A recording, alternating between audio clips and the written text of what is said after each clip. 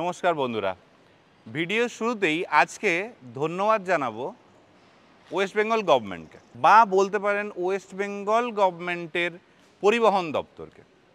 যদি বলেন কেন, এর আগের দিনের আপনারা ভিডিওতে অনেক ভিউ করেছেন, অনেকে অনেক কথা লিখেছেন।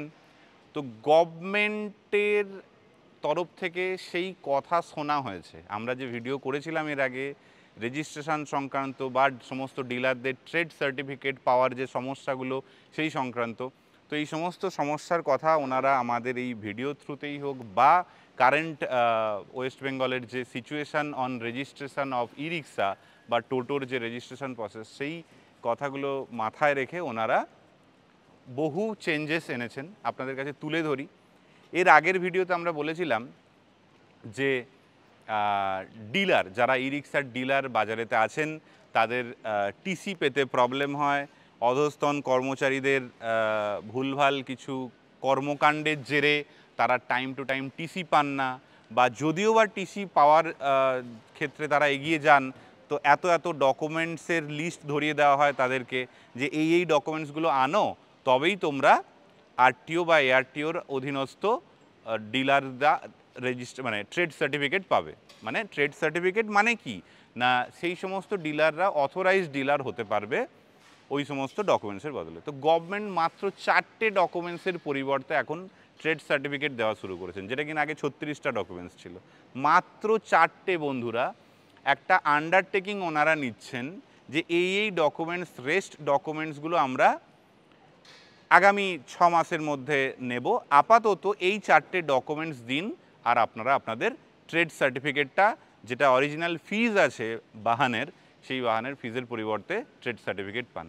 এছাড়া বহু ই রিক্সা চালক যারা কিনা পিছিয়ে যাচ্ছিলেন, যে একটা গাড়িতে রোড ট্যাক্স এবং রেজিস্ট্রেশন খরচা যায় 2665 টাকা, এছাড়া ইন্স্যুরেন্সের খরচা আছে প্রায় 5-6 হাজার টাকা, এছাড়া আরও এটসেট্রা খরচা মিলিয়ে 20,000 টাকা চলে যাচ্ছিল।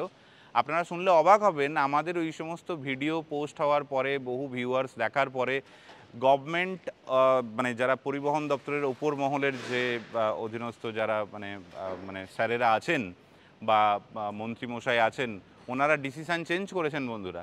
ওনারা আজকের দিনে ইন্স্যুরেন্স ছাড়াও রেজিস্ট্রেশন চালু করেছেন। মাত্র 2,665 টাকা খরচা করে আপনি ইন্স্যুরেন্সটাকে আন্ডারটেকিং দিয়ে, যে আমি আগামী 6 মাসের মধ্যে আমার আবার পয়সা কড়ি এসে গেলে আমি ইন্স্যুরেন্স করে নেব বা ইন্স্যুরেন্স কাটিয়ে নেব, সেই একটা আন্ডারটেকিংয়ের পরিবর্তে আপনার গাড়িকে এই রকম সবুজ নাম্বার প্লেট দেওয়া হচ্ছে।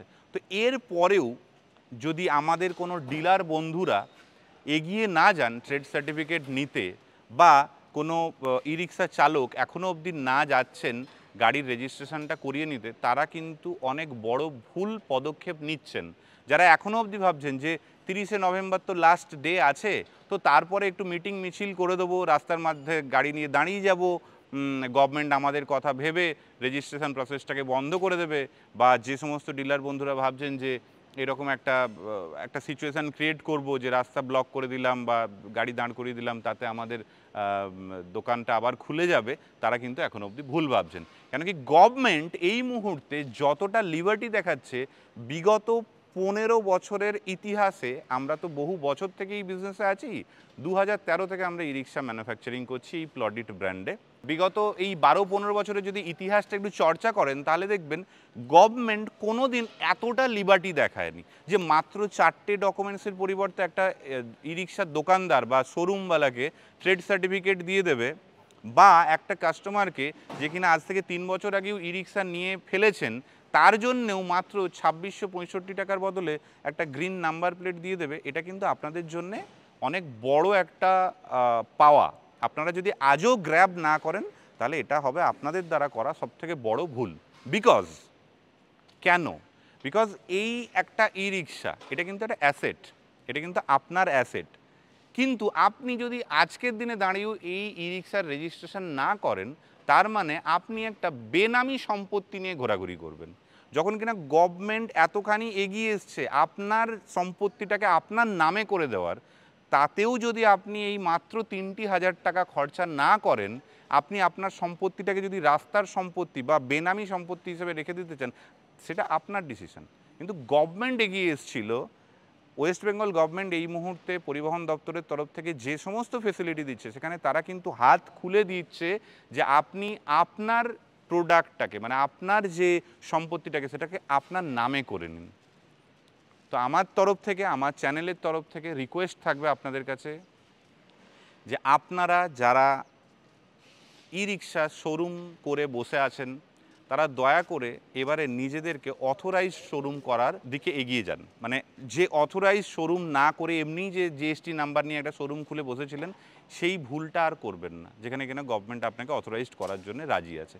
আর যে সমস্ত রিক্সা চালক ভাই এখনও অবধি বেনামি সম্পত্তি নিয়ে ঘোরাঘুরি করছেন, তারা এই সময় দয়া করে নিজেদের নামে আপনাদের রিক্সাগুলোকে করে নিন। এত বড় সুযোগ আর পাবেন না। নমস্কার।